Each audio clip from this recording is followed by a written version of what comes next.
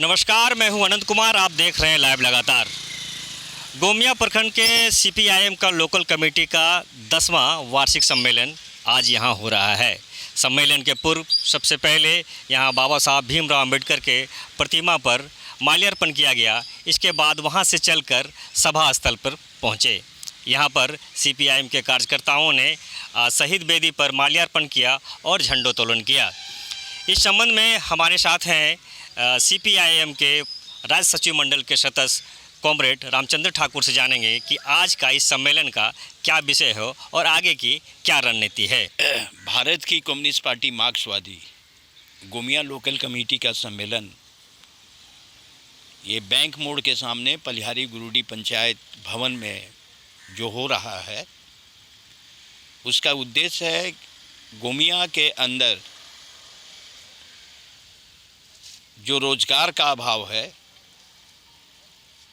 जो वन अधिकार कानून को लागू नहीं किया जा रहा है, पेयजल और शिक्षा की जो समस्याएं हैं, उन तमाम समस्याओं को लेकर संघर्ष विकसित करते हुए गोमिया की जनता को एकजुट करना और पार्टी का जो लक्ष्य है कि भारत के अंदर एक राजनैतिक और सामाजिक रूपांतरण किया जाए, पूंजीवादी व्यवस्था को नष्ट किया जाए, कृषि का विकास किया जाए, कृषि का विकास करके जनता का क्रय शक्ति बढ़ाया जाए और जो इजारेदार पूंजीपति हैं, बड़े बड़े कारपोरेट घराने, उनके ऊपर अंकुश लगाकर संसाधन लाया जाए और इन तमाम चीज़ों का समन्वय करके भारत में एक परिवर्तन किया जाए।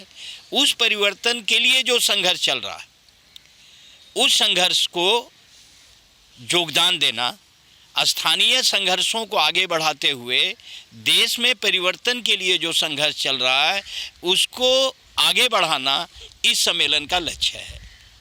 और इस सम्मेलन के द्वारा अभी हाल के दिनों में जो मोदी सरकार के द्वारा जो जन विरोधी नीतियां लागू की जा रही हैं, जो संविधान और जनतंत्र पर हमले हो रहे हैं, जो